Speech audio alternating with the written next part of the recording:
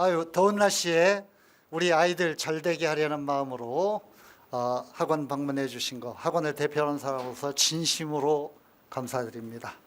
너무 감사드리고요.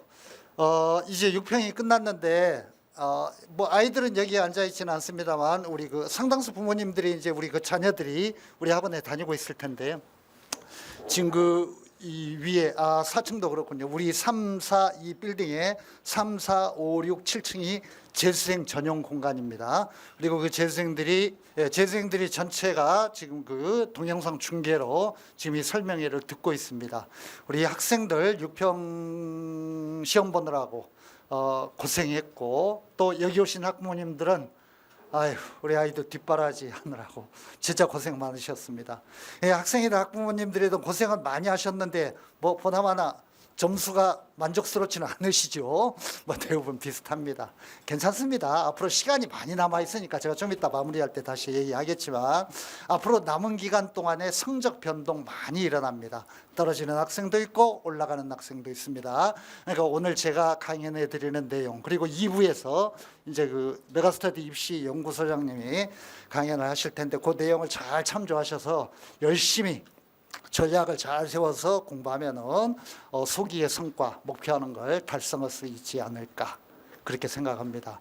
특히 그 오늘 강연이 가지는 의미는 올해 입시가요, 수능도 그렇고 올해 수능하고 입시가 근래 한 10여 년 동안의 입시 중에서 가장 큰 변화가 예상되고 약간 혼란이 일어날 수 있는 그런 어떤 입시입니다. 몇 가지 이유가 있는데, 잘 아시는 것처럼 우리 사회를 아주 쥐고 흔들었던 의대 증원, 그러니까 이게 이과 최상위권 애들이 1,500명을 더 선발하기 때문에 이게 미치는 꼭 의대만이 아니라 나비 효과로 여러 이제 과들에 전반적인 어떤 그런 영향을 미치게 되죠. 그리고 올해 이제 그 킬러 문항 배제라는 새로운 개념, 이런 것들이 작년에 그 등장을 해가지고 그 수능의 출제 방식이 좀 바뀌었고, 이런 것들 때문에 그 출제 방식 변화와 어떤 그런 의대 모집 증원 이런 것들 때문에 상당히 입시에서 여러 가지 어떤 그 의대 모집 그 정원 확대는 올해 처음 시행되는 거잖아요.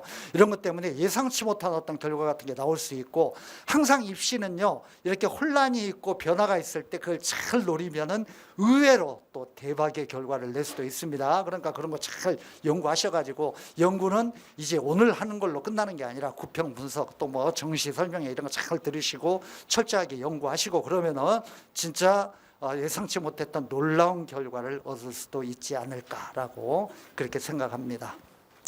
오늘 제가 말씀드릴 건 한 4, 50분 동안 6평 분석하고 여기에서 이제 입시와 관련된 여러 가지들을 좀 얘기를 해나갈 거고요. 그 다음에 남은 기간에 어떻게 공부를 해야 되는가, 학습 전략 이런 거 중심으로 얘기를 할 거고, 제가 말씀드리는 거 요점이라고 생각을 해주시고 그 요점에 뒤에 이제 구체적인 예와, 지금 뒤에 와 계십니다. 벌써 메가스터디 입시 연구소장님이 구체적인 여러 가지 풍부한 사례하고 뭐 이렇게 자료를 가지고 여러 가지 그 수시와 또 관련시켜서 설명을 해주실 겁니다. 우리나라 최고의 입시 전문가이시니까. 먼저 6평 분석에서요, 응시자를 좀 봐야 되겠는데, 그 자료집에 첫 페이지, 두 번째 페이지 보면 응시자 이렇게 그 이번 그 6평의 응시자 나옵니다.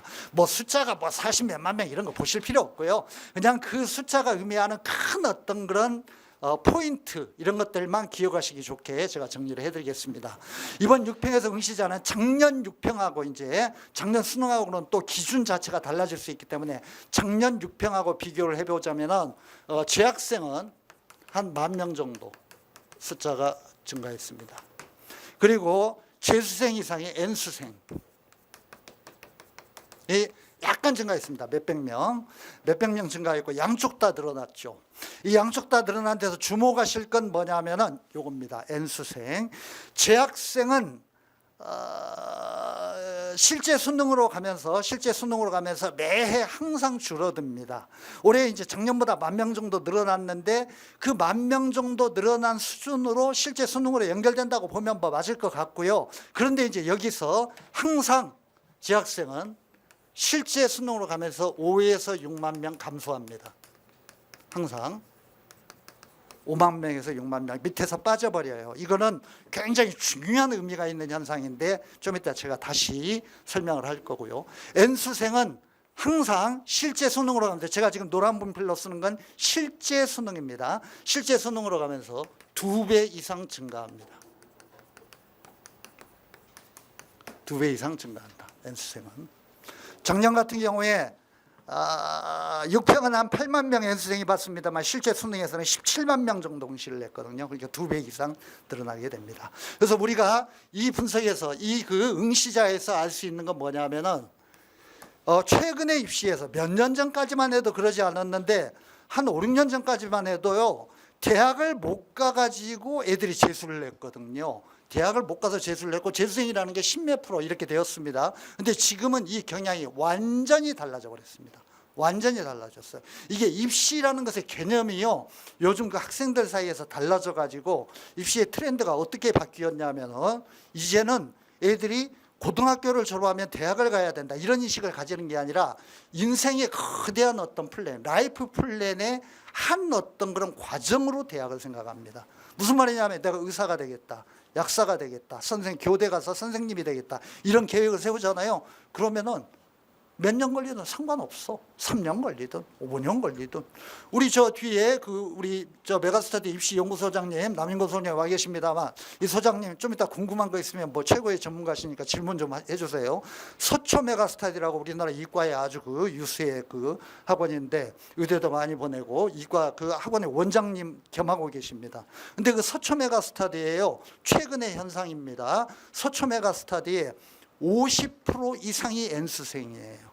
50% 이상이. 재수생이 반도 안 돼요. 그러니까 애들이 삼수, 사수 이런 걸 아무렇지도 않게 생각해 지금은. 이렇게 되고, 그래서 입시에서도요, 23년도 입시, 재작년이죠. 재작년에 이미 전체 수능 응시생에서 그 N수생 비율이 30%를 넘었습니다. 31% 가까이 되었고, 작년 수능에서는 35% 정도 되었습니다. 35%. 그러니까 올해는 의대 증원까지 결합이 되어 있기 때문에 아마 뭐 스카이 다니거나 뭐 이과 계열의 좋은 대학 다니는 애들이 의대 가려고 틀림없이 반수생이 이제 수능 응시하려고 나올 거라고 이렇게 본다면은 올해 입시에서는, 실수능에서는 N수생이 뭐 딱 예측하기는 그렇지만 작년에 35% 정도 되었기 때문에 40% 가까이 육박할 것이다. 상승할 것으로 예상합니다. 거의 반절이 되는 겁니다. N수생이. 놀랍죠? 그러니까 이 N수생이 이렇게 엄청나게 늘어나고 있다는 거. 여기에서 오늘 그 재학생 학부모님들도 여기 계시는데, 재학생 학부모님은 정말 유의해야 됩니다. 재수생들은 이미 경험해서 알고 있어요. 알고 있는데 재학생들은 진짜 유의해야 되는 게 뭐냐면, 이 N수생이 많이 달라붙으면서 내가 예상하고 있는 수능 성적과 등급이 나오지 않을 가능성이 굉장히 크다라는 거. 알았죠? 이거 아주 주의해야 됩니다. 아주 주의해야 되고, 써드릴게요. 가까이 상승하면서 재학생은 실수능에서 등급 하락의 위험성이 있다. 위험성 커진다. 이거 아주 주의해야 됩니다. 물론 이제 이거는 뭐 재수생들에게도 해당이 되는 겁니다만 재학생들이 더욱 많이 해당이 됩니다. 이거 한번 보시죠.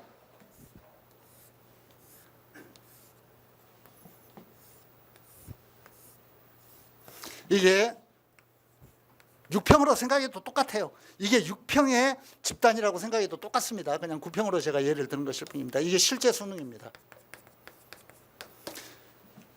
6평에서 9평으로 가면서, 9평에서 실제 수능으로 가면서 성적이 상승한 애들보다는 하락한 애들이 훨씬 더 많아집니다. 이게 참 이상하죠. 왜 똑같은 애들이 시험을 보는데 왜 훨씬 더 하락자가 많을까? 전부 집단이 모집단이 동일하면 올라간 만큼 내려간 애들도 있고 내려간 만큼 올라간 애들도 있으니까 근본적으로는 똑같을 거 아니야. 그렇죠? 그런데 모집단이 달라지기 때문에 그러는 겁니다. 그래서 하락자가 훨씬 더 많아지는 거예요. 무슨 말이냐면은 9평에서 6평에서 9평으로 가면서도 그런 현상이 나타나고 9평에서 실제 수능으로 가면서 훨씬 더 많이 나타납니다.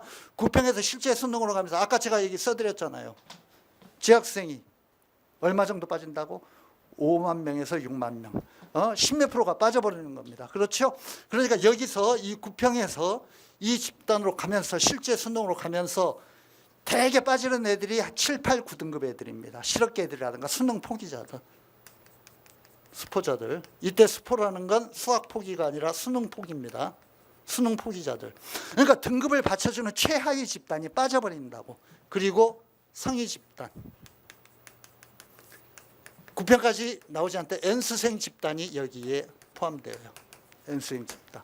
그러니까 나는 여기 있었으면, 보세요. 여기 가만히 있었으면은 그 성적을 그대로 유지해도 모집단 전체가 올라가 버리니까 나는 성적이 떨어지는 거야.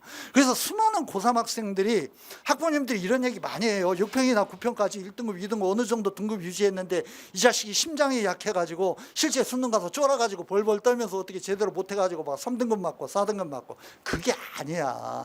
걔가 심약해서 그런 애가 아니라 구조적으로 그렇게 돼 있어. 밑에 애들은 빠지고 위에 애들이 들어오기 때문에. 아셨죠? 그러니까 재학생들은 6평이나 9평의 등급을 그대로 믿을 수 있는 등급이 못 된다라는 거. 재수생들은 이거 전부 다 경험했습니다. 경험을 했는데 이거 아주 유의해줘야 되고, 올해는 N수생들이 비약적으로 늘어날 것이기 때문에 최근에 몇 년 동안 뭐 계속 늘어나고 있고, 아마 조만간에 우리나라 입시는 N수생이 고3 졸업생보다 더 많아지는, 수능 시생이 아마 이런 현상이 나오지 않을까라고 예측이 되고 있는데, 그런 면에서 내 수능 성적의 어떤 그런 그 지속성을 보장받기가 재학생들은 굉장히 힘들다라는 거, 이거를 좀 유의를 해 주셔야 된다 말씀을 드리겠습니다.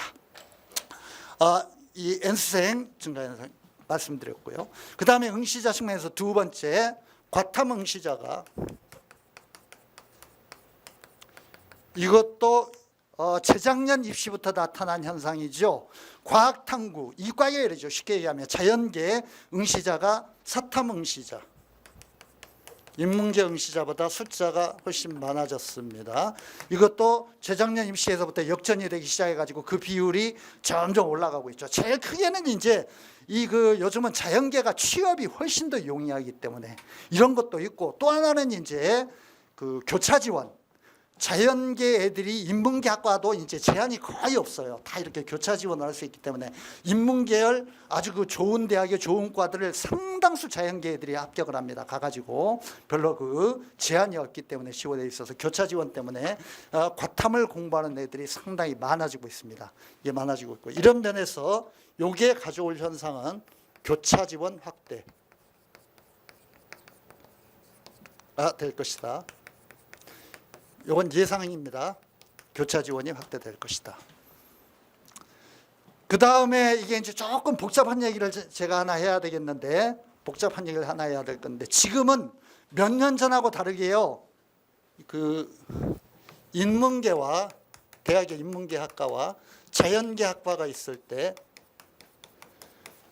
칠판 보세요. 몇 년 전에는 요 교차만 가능했어요. 요 지원만 가능했어요. 알았죠? 지금은요, 이것도 다 물꼬를 터놨어. 인문계도 다 물꼬를 터놨어. 상호 교차 지원, 상호 지원 가능이에요. 상호 지원 가능.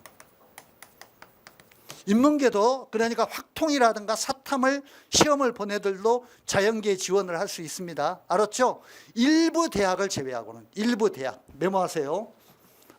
약간씩 좀 그 세부 뭐 수시와 정시에서 세부 차이는 있습니다만 이렇게 정리해 두시면 좋아요. 서울대는 자연계 미적이라든가 기하라든가 과탐을 공부하지 않으면 자연계 학과 지원이 불가능해요. 알았죠? 이런 어떤 성격을 가진 대학이 세 군데가 있어. 서울시립대, 홍익대, 서울대, 이 세 군데만 제한을 둡니다. 나머지는 거의 지원할 수 있습니다. 나머지는 거의 모든 대학들이 가능해요. 아주 일부 과외 제한 조건, 이렇게 뭐 숙대라든가 일부 과외 제한 조건을 두는 경우 있는데 나머지 대학은 다 가능해요. 이게 유사 지원이 가능합니다.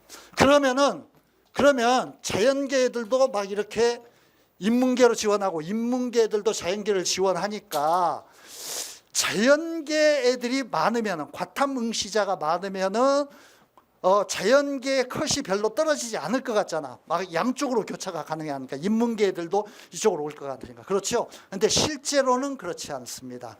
수시에서는 이게 가능해. 수시에서는 인문계에서 자연계 써드릴게요. 인문계에서 자연계 지원하는 거, 요 화살표입니다. 요 화살표. 요거는 수시에서는 가능. 대부분 대학에서 가능해. 제가 아까 말씀드린 세 개 대학 외에 가능해. 근데 정시에서는 거의 불가능하다고 봐야 됩니다. 정시에서는 어렵다. 정시에서는 어렵다. 왜냐하면요, 정시에서는 수시는 대부분 등급으로 하잖아요. 그렇죠? 등급으로 하니까 최저 등급 조건만 맞추면 2등급 2개, 3등급 2개, 3개 영역 합의 5 이런 식으로 맞추면은 다 여기 확통이라든가 사탐본 애들도 지원이 가능하다고. 알았죠? 근데 정시에서는 이 인문계들이 자연계를 지원할 때 대부분의 대학에서 뭔가 불리한 조건을 달아놨어. 그러니까 과탐이라든가 미적 기하 응시자들은 가산점을 준다. 가산점 제도. 그리고 정시에서 또 지원하기 어려운 이유가 뭐냐면은 근본적으로 확통과 미적 기하 사이에 표점 차이가 커요. 표점이 한 7, 8점씩 항상 차이가 나. 적을 때는 5, 6점, 많을 때는 막 그냥 8점, 10점까지 차이가 나거든. 그러니까 이게 점수 비교이기 때문에 정시에서는 정시는 이게 점수 비교잖아. 점수가 중요하잖아. 점수 비교이기 때문에 점수 비교에서는 몇 점을 미적생들에 비해서 내가 핸디캡을 안고 도전하는 거야. 그리고 과탐이라든가 미적 기하 응시자들한테 대학이 상당 부분 가산점을 줘. 자연계 인재를 키우려고. 이렇기 때문에 정시에서는 실제로는 굉장히 어려워요. 이게 실제 지원하기 어렵다. 수시에서는 가능하겠지만 그런 면에서 과탐 응시자가 많기는 하지만은 교차 지원이 양쪽으로 확대되긴 하겠지만은 이쪽 자연계에서 인문계 지원이 더 많을 것이다. 이렇게 예측이 가능하고 정시에서는 아까도 말씀드렸듯이 좀 전에 말씀드렸듯이 인문계에서 자연계를 지원하는 데는 핸디캡이 여러 가지 주어지기 때문에 더군다나 올해는 최상위권 의대 모집까지 늘어나기 때문에 정시에서 자연계 학과들은 컷 하락이 예상된다. 써드리겠습니다. 정시에서 자연계, 인문계에서 자연계를 정시에서 지원하는 건 조금 어렵기 때문에 컷 하락이 예상된다. 의대가 1,500명을 최상위권에서 뽑아버리면 그 나비 효과로 밑에가 계속 이렇게 따라서 전부 떨어지고 의대 1,500명 뽑는 거 뭐 그냥 등급 좋은 애들을 수시해서 전부 뽑아가 버리기 때문에 아무래도 자연계 학과들은 갈 수 있는 애들의 분포가 상위권이 줄어들게 됩니다. 그런 의미에서 컷 하락이 예상된다.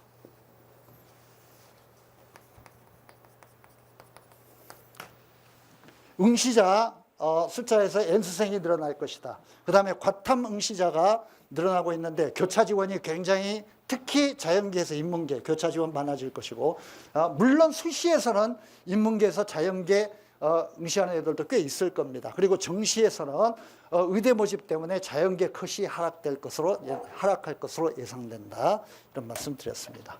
두 번째, 응시자 분석을 했고요. 6편에서 난이도 분석을 좀 해보도록 하겠습니다.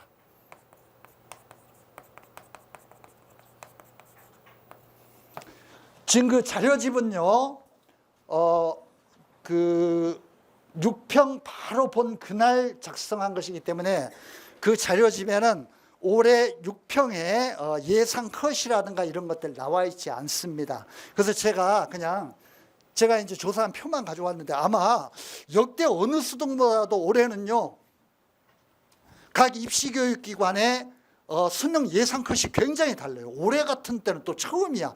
1점 차이도 아니고 막 입시 기관에 따라서 이투스라든가 대성 마이맥이라든가 우리 메가스터디라든가 이런 기관에 따라서 막 3점씩 4점씩 차이가 나. 그러니까 뭐 그 차이가 나는 게 중요한 게 아니라요. 올해 이제 난이도에서 예상할 수 있는 건 뭐냐면은 전 영역이 국어에서 이제 2개 영역이 있잖아요. 국어 화작과 국어 언매 응시자들. 그다음에 수학에서 3개 영역이 있잖아요. 수학에 확통, 미적, 기하 이렇게 3개 영역이 있잖아. 이 5개 과목에서요. 거의 모든 영역들, 거의 모든 과목들의 원점수 기준, 원점수 애들이 실제로 얻은 점수 기준, 수능 성적표에는 안 나오지만 원점수 기준으로 1컷, 1등급 컷이요 80점대 초반이야. 82점, 83점. 아주 많은 경우에는 85점, 86점까지도 올라가긴 하는데 제가 그 점수표를 뭐 부르거나 쓰거나 이럴 필요 없잖아. 그런 거 뭐 그냥 아실 필요 없으니까 그냥 전체적으로 이렇게 생각하시라고. 올해 6평에 원점수 기준 1등급 컷이 대부분 낮다. 알았죠? 대부분 낮다. 심지어 미적 같은 경우에는요, 이투스는 79점으로, 메가스터디는 82점인가로 예상했는데 내가 표를 83점으로 예상했구나. 이투스는 78점, 대성 마이맥은 79점으로 예상했어. 미적의 1컷을. 그러니까 1컷이 70점대로 내려갔다는 건 이건 엄청나게 어렵게 출제되었다는 얘기거든요. 그러니까 일단 이 난이도 분석에서 대부분 과목 그냥 국어 수학으로 쓰죠. 국어 수학 대부분 1등급 컷이 원점수 기준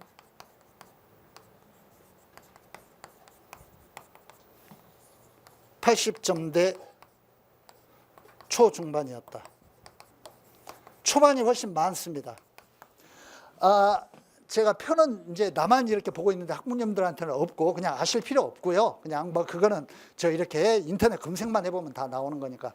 최고로 높은 게 이제 메가스터디에서 예측한 국어 화작이 88점이고 수학 확통이 88점인데 다른 기관들은 84점, 85점 이렇게 예측했거든요. 그러니까 이것도 80점대 중반에서 조금 높다 뭐 이런 정도로 볼 수 있어. 나머지는 전부 초반이야. 82점, 83점, 84점 이렇게 전부 국어의 언매라든가 수학의 뭐 그냥 좀 전에 얘기했듯이 수학의 미적은 70점대까지 내려갑니다. 78점, 79점까지 내려가거든요. 80점대 초중반이다.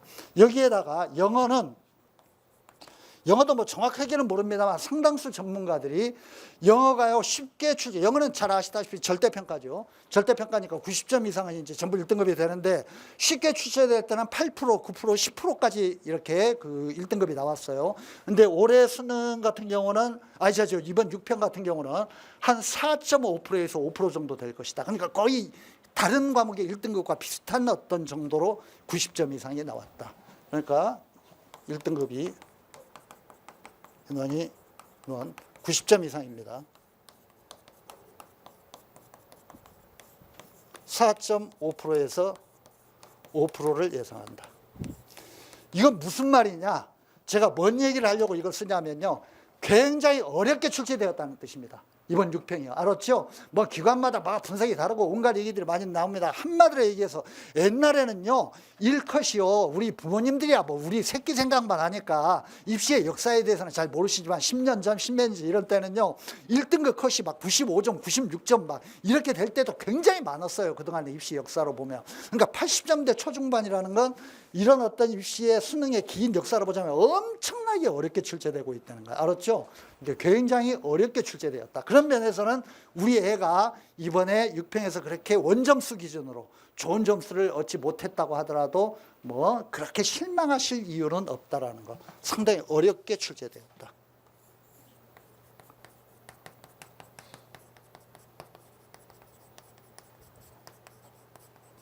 그리고 이 어렵게 출제된 게 중요한 게 아니라 우리가 이제 오늘 여기서 공부하고 뭐 이런 이유는 실제 수능 때문에 그런 거 아니에요. 실제 수능이 중요한 거잖아. 이거는 제 예측으로는 그리고 상당수의 전문가들이 그렇게 봅니다만 실제 수능도 이렇게 출제될 가능성이 매우 높습니다.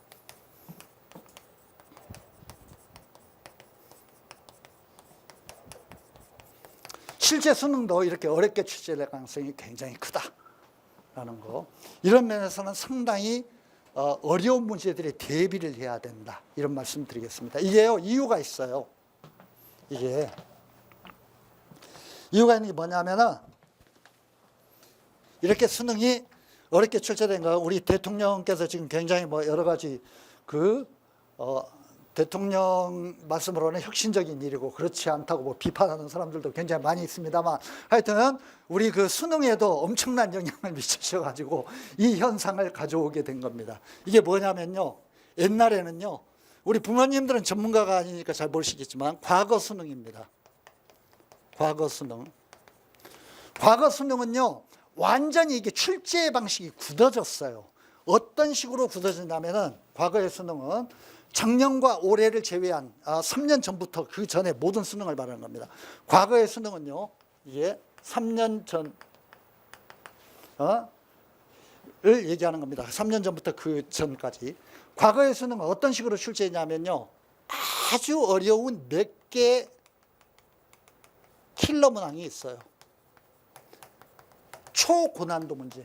이게 뭐냐면은, 이 킬러 문항이 뭐냐면 만점 방지용이야. 그러니까 수능이라는 게 만점자가 많이 나오면 엄청난 문제가 발생하거든. 이게 컷이라든가 막 관리라든가 이런 것들이 온갖 문제가 발생하기 때문에 만점을 막기 위해 가지고 항상 이렇게 킬러 문항을 집어넣어. 그리고 나머지는 평이하게 출제해. 평이한 문항. 전부 이런 식으로 출제했어. 그래가지고 교육과정평가원이요, 아주 안심을 하는 거야. 나머지 문제들은 대충 내고 아주 초고난도 문제를 몇 개 내가지고 절대 이거는 못 맞추는 문제, 이런 것들을 만들어가지고 점수 관리를 하는 거야.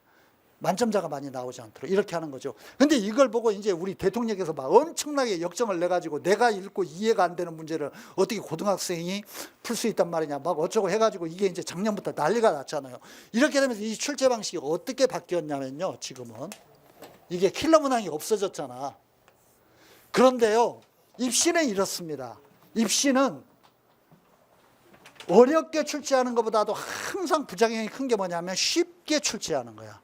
쉽게 출제해가지고 너무 만점자가 많이 나오거나 등급 컷이 막 그냥 1등급 컷이 1등급 인원의 4%를 초과하게 되거나 이러면 막 온갖 문제가 발생하게 되거나, 대학에서 입시 사정을 하기도 어렵고 수시에서 등급 찾기도 어렵게 되고 그렇잖아. 1등급이 4%까지인데 4%를 넘으면 온갖 문제가 발생할 거 아니야. 이렇게 문제가 발생하기 때문에 너무 쉽게 출제해가지고 고점자가 많고 만점자가 많으면 평가원은 아주 골치 아파요. 그걸 방지해야 되잖아. 그래서 지금은 어떻게 출제를 하냐면 킬러 문항 대신에 온갖 영역에서 중고난도 문제를 전부, 이게 킬러 문항이라면 섞어. 이렇게 무슨 말인지 아시겠죠? 이렇게 여러 영역에서 킬러 문항이 아니라 중고난도 문제, 중고난도 문제를 이렇게 섞어가지고 전체적으로 고점자가 많이 나오지 않도록 이렇게 그 배려를 하는 겁니다. 수학에서는 그러니까 아주 여러 개의 어떤 그런 그 공식을 동원하거나 아주 창조적인 마인드로 문제에 접근하거나 이런 게 아니라 계산이 엄청나게 복잡하고 오랜 시간 풀어야 되는 문제들, 평범하더라도 한두 가지 공식을 적용하더라도 이런 식의 출제를 굉장히 많이 하는 거야. 이렇게 중고난도 문제를 많이 출제를 해가지고 점수를 만점 맞거나 고득점자들이 많이 나오지 않도록 이렇게 방지를 하는 겁니다. 이런 식으로 출제를 하기 때문에 이거는 실제로 작년 수능이 상당히 어려웠거든요. 킬러 문항 그 난리를 치고 난 다음에. 왜 그랬냐? 이게 말하자면 너무나 수능이 쉽게 출제되면 사회적으로 큰 문제가 되고 대통령이 킬러 문항 없애라고 해가지고 입시가 완전히 난리가 났다. 이렇게 막 그냥 그 정치권에 대한 어떤 그런 공격이 들어가게 되니까 그거를 최종적으로 책임져야 되는 게 교육부하고 교과부하고 평가원이잖아. 그러니까 평가원에서 얼마나 겁을 집어먹겠어. 그러니까 절대로 쉽게 내면 안 된다. 이게 막 그냥 노이로제가 걸려있죠. 대통령 욕 얻어먹게 하면 안 된다. 이게 그냥 노이로제에 걸렸을 거 아니야. 올해도 똑같습니다. 똑같은 현상이에요. 지금 6평에서도 똑같이 그 현상이 나타나고 있고 이게 실제 수능에서도 그대로 나타날 것이다. 이렇게 볼 때 상당히 어렵게 출제될 가능성이 높다라는 거, 이거를 염두에 두셔야 된다 말씀을 드리겠습니다.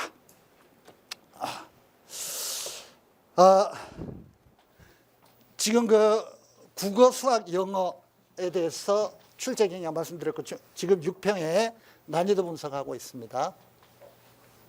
사탐과 과탐에 대해서는요, 올해 그 6평의 난이도 분석에서 사탐, 과탐입니다. 탐구. 사탐은 난이도가 약간 상승했고 과탐은 전체적으로 난이도가 약간 하락했습니다.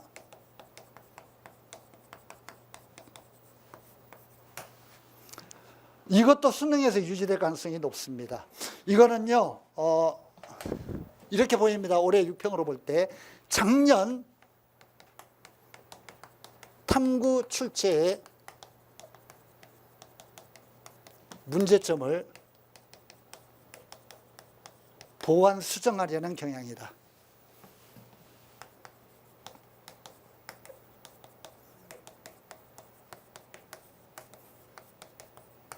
보정하려는 경향이 나타났다.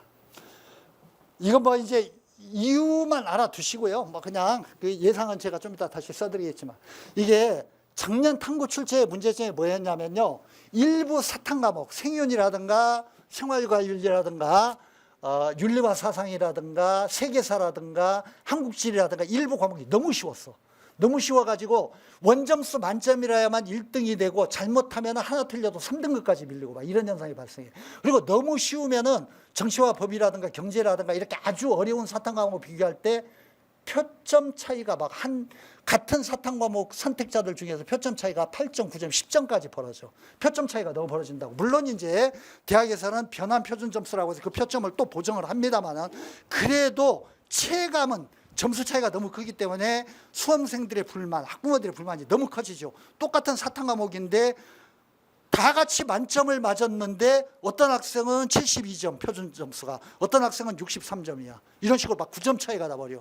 한 과목에서, 한 사탐 영역에서 이렇게 문제가 되고, 작년에 사탐의 일부 과목들이 너무 쉽게 출제되어 가지고 과탐은 괜찮았어요. 적정 난이도, 물화생지가 다 괜찮았는데 사탐은 너무 쉬워 가지고 문제가 발생했습니다. 그래서 이번에 6평을 보면 사탐이 조금 어렵게 출제되어서 꽤 난이도 있는 문제들을 넣어 가지고 그걸 방지하려는 경향. 그래서 이걸로 볼 때 이 6평과 9평은요 그냥 시험 보는 게 전혀 아닙니다. 우리 학생들은 실제 수능이 어떻게 나올 것인가 예측해 보는 시험이고, 평가원에서는 내보고 그 점수 분포와 경향, 반응 이런 걸 보면서 그대로 수능을 출제하는 거야. 거기에 맞춰가지고. 이렇게 볼 때 올해 실수능에서 사탐 난이도가 좀 올라갈 것이다. 실수능에서 사탐은 조금 상승할 가능성이 있다.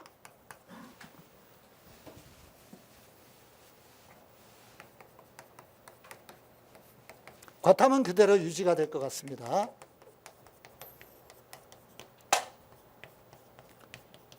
과탐 난이도는 유지가 될 것 같다. 이런 정도로 생각을 해주시면 좋을 것 같고요. 사탐에 대해서 지금 6평 분석, 난이도 분석까지 해드렸고, 세 번째 EBS 연계율 3입니다. 2번 항에 이어서. 그래서 EBS 연계율은 50%가 아주 확실하게 유지되었습니다. 50% 분명하게 유지되었다. 그 수능이 조금 어렵게 출제되고 작년부터 자꾸 어려워지면서 연계되는 지문과 연계되는 문제 유형은 확실하게 보여주려고 하는 경향이 있는 것 같아.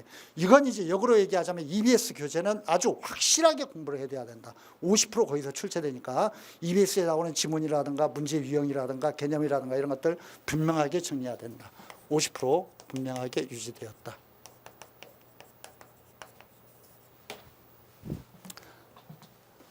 자, 1평 분석 세 가지 말씀드렸고요. 아유, 벌써 시간이 이렇게 됐나? 우리 남 소장님은 시간을 많이 드려야 되니까. 남 소장님 길게 하실 겁니까? 상관없어요. 제가 한 20분만 더 하겠습니다. 예. 자녀 기간의 학습 전략. 남은 기간 동안 제가 준비를 많이 해가지고 왔는데 아주 요점 몇 가지만 말씀드릴게요. 앞에 의외로 시간이 많이 걸려버렸네. 자녀기간의 학습 전략 어떻게 공부해야 될 것인가? 이거는 뭐 모든 전문가들이 얘기하는 아주 그 공통점들이 있으니까 그를 분명하게 인식하고 앞으로 학습에 우리 학생들도 그렇고 그런 자세를 임해야 되고, 부모님들은 그렇게 코치를 하고 감독을 해주시기 바랍니다. 먼저 6평의 의미는 뭐냐면은 나에게 취약한 부분이 어느 부분인가, 이걸 파악하기 위한 게 가장 중요한 어떤 그런 과정입니다. 그걸 파악하는 과정이야. 9평도 똑같고요. 그런 의미에서 나에게 약점이 되는 그 6평 공부하고 난 다음에 취약한 단원,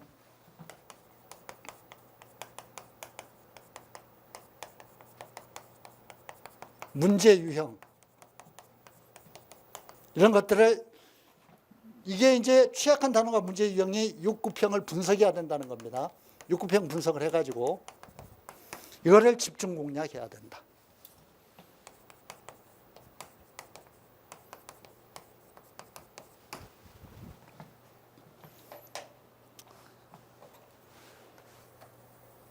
이때 취약한 단원과 문제 유형은 상대적 개념이 굉장히 중요합니다. 우리의 근본적으로 이 수능 시험은 상대평가이기 때문에 남과 경쟁해서 이기는 게 굉장히 중요한 거거든요. 그러니까 내가 못하는 단원과 내가 풀지 못하는 문제 유형이라는 건 뭐냐면은 남들은 다 맞는데 나만 틀리는 거. 이게 굉장히 중요한 거야. 이건 절대 틀리면 안 되는 거야. 점수로 보자면 대부분 과목이 2점짜리 기본 문제들이죠. 그러니까 이걸 어떻게 파악해야 되냐면 이런 겁니다. 정답률이 굉장히 높은데 모든 문제에 대해서 수능 보고 나면 정답률을 다 발표하게 돼 있어요. 성적표 배부할 때. 그 과목의 정답률이 70% 가까이 된다. 아니 그 문제에 정답률이 70% 가까이 된다. 그러면 내 경쟁자들 70%가 이 문제는 맞춘 거야. 그러면 나도 절대 틀리면 안 되는 거지. 그런 문제. 그런 문제를 내가 틀렸다. 그러면 그 문제의 유형과 그 문제와 관련된 배경 지식, 그 문제가 속해 있는 단원의 어떤 그런 개념, 스키마, 배경 지식 이런 것들을 확실하게 정리를 해야 되는 거라고. 알았죠? 그러니까 정답률이 높은데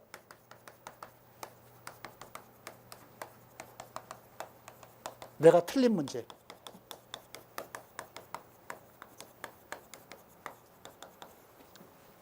틀린 문제의 배경 지식, 문제 유형,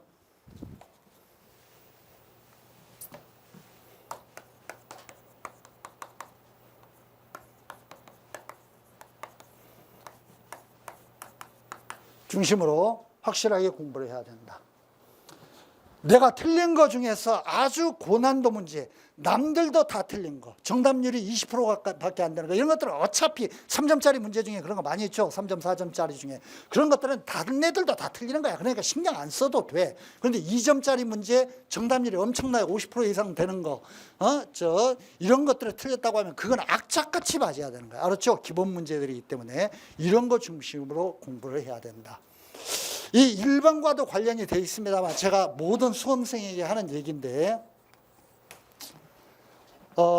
어떤 수험생도 완벽하게 공부를 끝내고 시험장에 갈 수는 없습니다. 제가 흔히 드는 예 중에 하나입니다만 수능 수석을 하는 학생이 있다고 합시다. 만점 맞고 매년 한두 명씩 나오죠. 수능 수석을 하는 학생이 이런 마음으로 시험장에 갈까? 나는 모든 공부 다 끝냈어. 무슨 문제든 다 나와. 나는 다 풀 수 있어. 다 맞출 수 있어. 아이고 뭐 별거 있어. 문제라는 거 다 맞출 수 있지. 이렇게 생각하고 시험장에 간 수석한 학생이 있을까요? 아니야. 걔도 벌벌 떨면서 내가 도대체 무슨 실수를 할까, 맞을까 틀릴까 이런 생각하면서 시험장에 가는 거라고. 모든 수험생은 다 똑같아. 무슨 말이냐면 내가 할 수 있는 모든 공부를 완벽하게 다 끝내고 시험장에 가는 건 불가능합니다. 그럼 뭐냐? 할 수 있는 걸 하는 거야. 하는 데까지 하는 거야. 그렇죠? 그러면 그 하는 데까지 하고 할 수 있는 걸 하는 데 있어서 치밀한 전략과 계산이 필요해. 왜? 모든 걸 끝까지 다 팔 수는 없으니까. 시간은 제한되어 있고 나는 최대의 효율성을 얻어야 되니까. 그렇죠? 그런 면에서 앞으로 이게 시간이 갈수록 더욱더 중요해집니다만 효율적이고 전략적인 학습이 중요하다.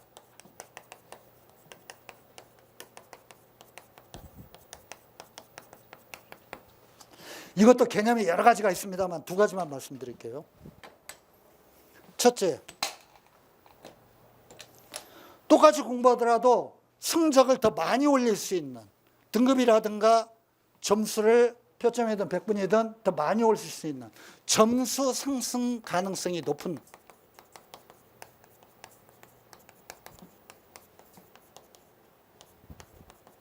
과목,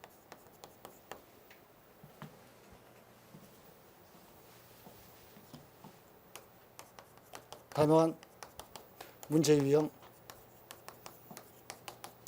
중심으로 공부를 해야죠. 점수 상승 가능성이 높은 과목과 단원. 학생들마다 차이가 있을 겁니다. 잘하고 못하는 과목들이 있잖아요. 그렇죠? 일반론으로 제가 말씀드릴게요. 일반론으로 지금의 시점에서 일반론으로 얘기할 때 공부해가지고 점수 상승 가능성이 가장 높은 과목은 뭐냐면 무엇보다도 탐구야. 탐구는 학습량이 국영수의 한 5분의 1, 4분의 1 이 정도밖에 안 돼. 그러니까 단기간에 열심히 하면 누구나 성적을 올릴 수 있어. 그러니까 탐구는 무조건 전략 과목이야. 탐구는 죽을 만큼 공부해야 돼. 알았죠? 그리고 요즘은 탐구 한 과목을 등급 계산으로 수시에서 해주는 데가 꽤 많아. 여러 대학들이. 알았죠? 탐구 두 과목 평균이 아니야. 한 과목의 등급을 가지고 1등급 쳐주고 수시 조건에서 최저학력 조건에서 2등급 쳐주고 이런 대학들이 꽤 많다고. 그러니까 탐구는 이를 악물고 무조건 공부해야 돼. 탐구는 무조건 전략 과목이다.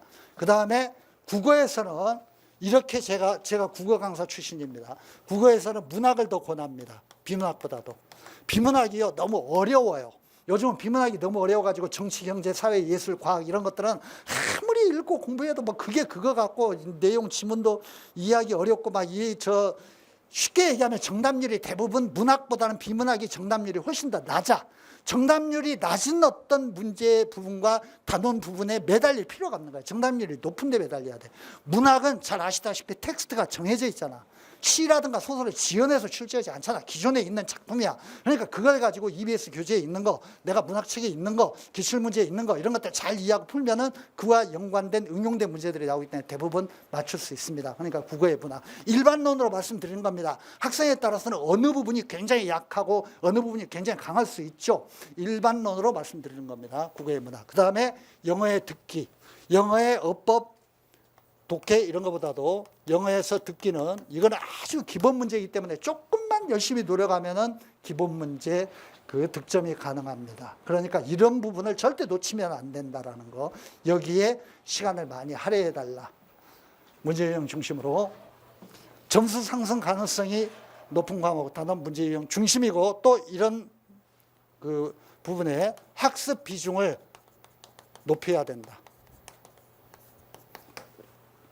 두 번째,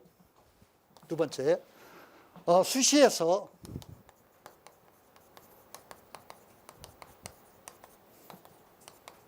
최저 학력 조건 관련 과목의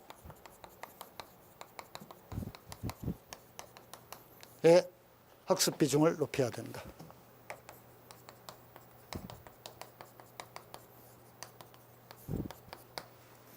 제가 전략이라고 썼죠. 전략적 전이라고 썼네.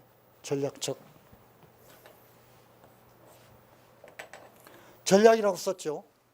똑같은 시간을 공부하더라도 결과는 엄청나게 달라질 수 있기 때문에 최저 학력 조건과 관련된 과목은 훨씬 더 공부를 많이 해야 된다. 이거는 지금의 입시의 특성 때문에 그렇죠. 집안 보세요. 이렇습니다. 100분위와 표점이 똑같다고 하더라도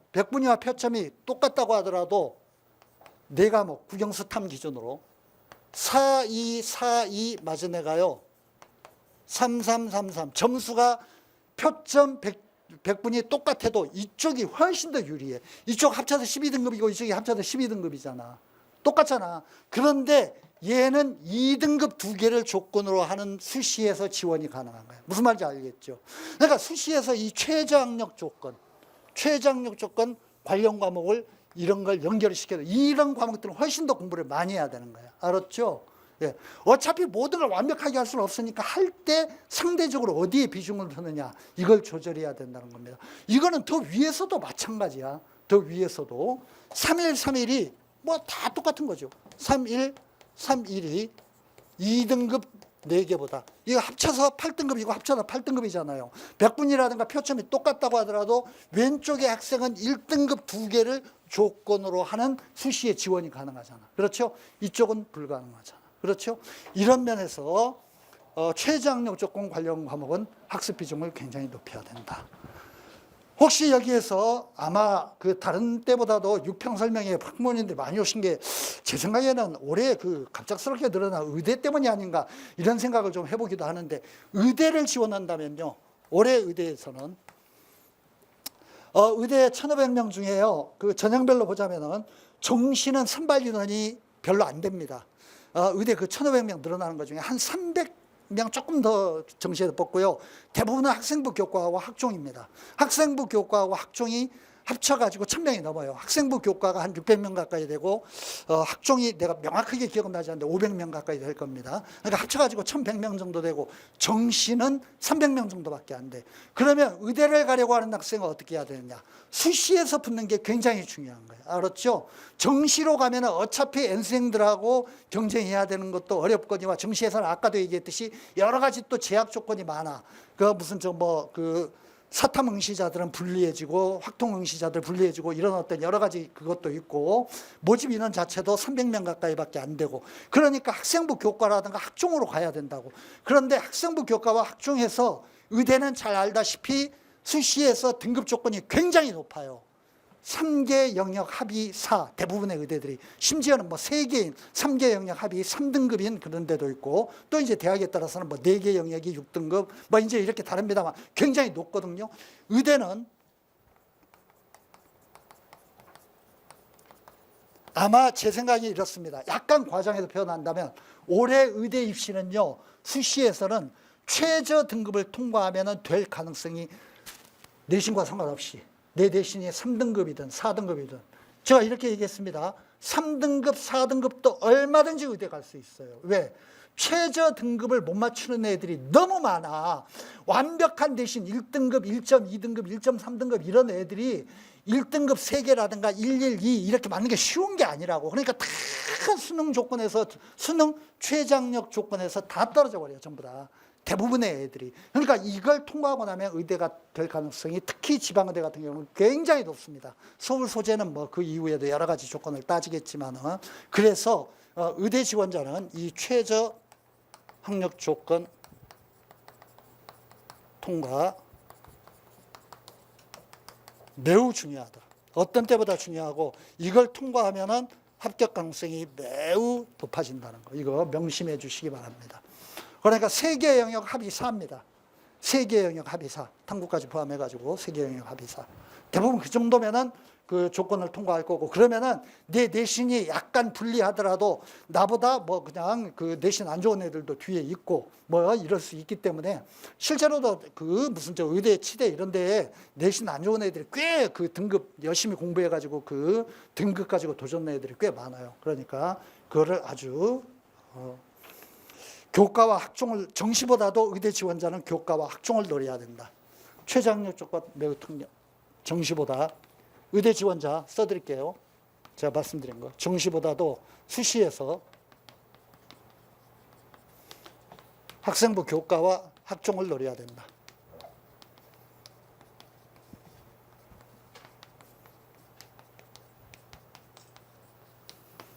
정시보다 수시에서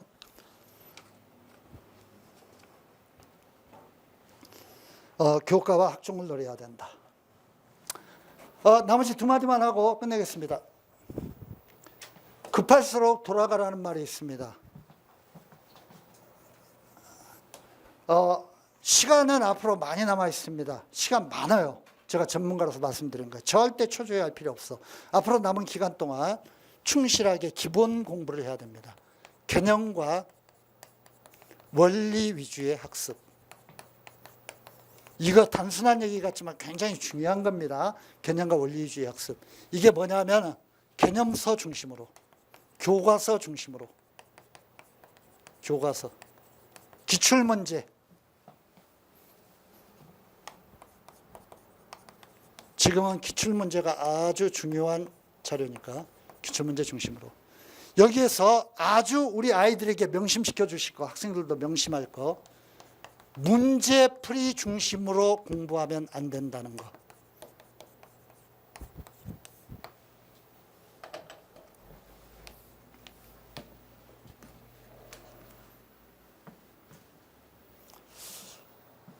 특히 그 구평 이후에는 또 모르겠지만 지금은 이게요, 학부모님들이 생각하는 것보다 애들이요 훨씬 더 제가 이렇게 그 많은 스님들이 보고받고 현장에서 애들 공부하는 거 관찰해서 느끼는 게 뭐냐면 많은 애들이 문제풀이 위주로 공부를 해. 무슨 말이냐면 불안하잖아. 그러니까 내 성적을 확인하고 싶어. 근데 그 성적을 확인하고자 하는 심리가 난 그건 그 불안감은 이해가 되는데 공부를 해야 성적이 올라가잖아. 공부를 안 하고 성적만 자꾸 확인하려고 그래. 그래가지고 자꾸 문제를 풀고 난 다음에 내가 몇 점인지 확인하려고 그러거든. 심지어는요, 진짜 그 불안감이 심한 애들은 찍어놓고 몇 점인지 확인해. 찍어놓고 몇 점인지 확인하는 게 무슨 공부냐고. 그런데 대충 풀다가 나머지는 대충 찍어보고 오늘은 잘 찍었을까 하면서 이렇게 그 맞은 개수 세워보고 틀린 개수 세워보는 거야. 이런 거 아무 도움이 안 된다고. 그러니까 문제를 풀어가지고 맞냐 틀리냐를 확인하는 게 중요한 게 아니라 내가 왜 틀렸느냐, 그 틀린 문제의 원리, 개념 이런 것들을 파악하는 게 훨씬 더 중요한 거라고. 그걸 파악하려면 어떻게 해야 되냐, 자꾸 개념서를 읽어야 되고 관련된 교과서가 있는 경우, 수학은 뭐 교과서가 없겠지만 관련된 교과서를 읽어야 되고 기출문제, 그와 관련된 유사한 문제의 패턴들이 어떤 것들이 있었나 이런 것들을 기출을 통해서 자꾸 확인해야 돼. 알았죠? 이런 식으로 공부를 해야지 자꾸 문제집 뒤적이면서 맞고 틀리고 이런 거 봐야 소용없고.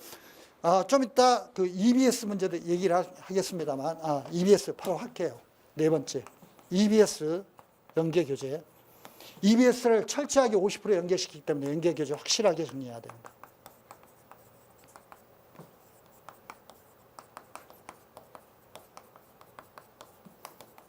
완벽하게 정리해야 됩니다. 근데 그 EBS를 공부할 때에도 EBS 교재를요, 답을 외우면서 공부하는 애들이 있어. 이 문제는 답이 이거야. 그런 거 소용없어. 그렇게 그대로 내지는 않잖아. 항상 비튼다고. 그러니까 어떻게 해야 되냐. 적용된 배경 지식과 원리를 봐야 돼. 문제 유형. 알았죠? 적용된 배경 지식.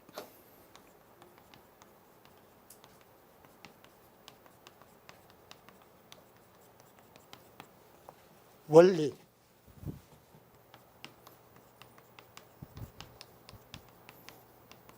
문제 유형 중심으로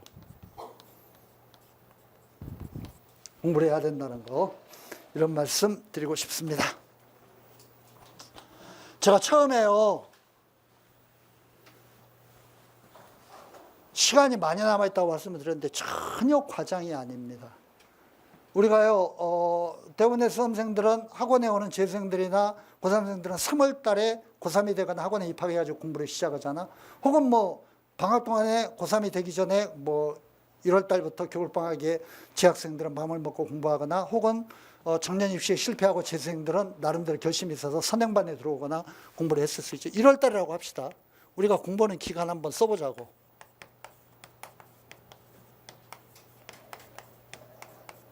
11월은 반절이지만 요거는 하프죠. 11월은 반절입니다.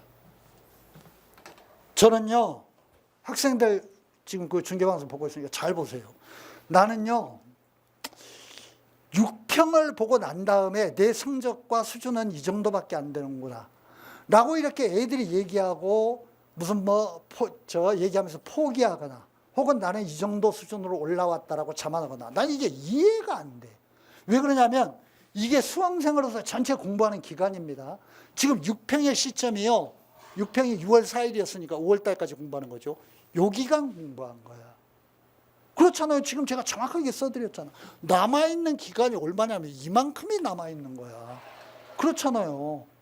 그리고 학습이라는 건요, 우리 다 옛날에 공부해봤지만 학습이라는 건 중요한 시험은 뒤로 다가갈수록 학습의 긴장도가 높아지면서 학습의 능률이 훨씬 더 올라가는 거야. 우리 다 옛날에 해봤잖아요. 부모님도 옛날에 무슨 고등학교 때 시험 볼 때 중간고사, 기말고사 본다고 그러면 한 달 전부터 멋지게 계획 세워가지고 막 몇 번씩 복습하고 계획표 다 세우지만 그 실천 하나도 안 하잖아. 대부분 시험 보기 전날 벼락 공부하잖아. 시험 보기 전날 죽으라고 공부해가지고 그러면서 항상 시험장에 갈 때는 이러지. 야, 1시간만 더 있으면은 이거 다 끝내고 갈 수 있는데 정말 미치겠다. 항상 이렇게 몰리게 되잖아. 시험 전날은 왜 이렇게 공부가 잘 돼? 그렇잖아요. 항상 그래. 근데 이게요, 특별한 어떤 그런 한두 사람이 그런 게 아니라 대부분의 인간의 심리는 이런 구조로 되어 있는 거야. 위기에 몰리면은 긴장이 되면서 뇌가 활발하게 작동하게 되어 있고, 그렇게 볼 때 시험이 다가올수록 더 공부의 능률은 높아지고 내가 공부하는 내용들이 쏙쏙 머리에 들어온다고. 그렇게 본다면 우리가 지금까지 공부한 1월 달부터 5월 달까지의 기간은 한 3분의 1 정도밖에 된다고 해도 과언이 아니야. 이거 공부하고 난 다음에 뭐 잘 됐네 못 됐네 말이 됩니까? 이게 훨씬 더 많은 기간이 남아있는. 그렇잖아요. 그러니까 제가 오늘 말씀드린 이런 내용 중심으로 해가지고 남은 기간 최선을 다해서 공부를 해야 되고, 정말 끝날 때까지는 끝난 게 아니죠. 그렇죠? 그런 의미에서 우리가 그 재수생들이라든가 우리 그 고3생들 공부하는데 여러 가지 경구를 써놓습니다만, 우리 그 전용 공간에 가면 여러 경구가 있는데 거기에서 그런 말이 있습니다. 선생님들이 써놓고 나도 써놨습니다만, 결승점을 통과한 후에도, 결승점이 수능이겠죠. 결승점을 통과한 후에도 뛸 힘이 남아있다면 최선을 다한 것이 아니다. 여기에 써놓았는데, 그러니까 하여튼 수능까지는 최선을 다해야 되는 거죠. 그 전까지는 다른 옆에를 보면 안 되죠. 뒤돌아보면 안 되죠. 내가 얼만큼 뛰어왔는가 이런 거 자꾸 보면 안 돼. 정말 죽자사자 앞만 보고 최선을 다해서 달려가야 되고, 그러면은 특히 올해 입시에서는 여러 가지 뭔가 그 변화 이런 것들이 있을 것이기 때문에 우리가 구평분석, 정시 지원 어떤 그런 그 설명에 이런 걸 통해서 상세하게 분석해 드릴 테니까 잘 연구하고 열심히 노력하면은 아주 놀라운 결과 얻을 수 있을 것이라고 확신하면서 2부 강연 우리 남영곤 소장님에게 마이크를 넘기도록 하겠습니다. 감사합니다.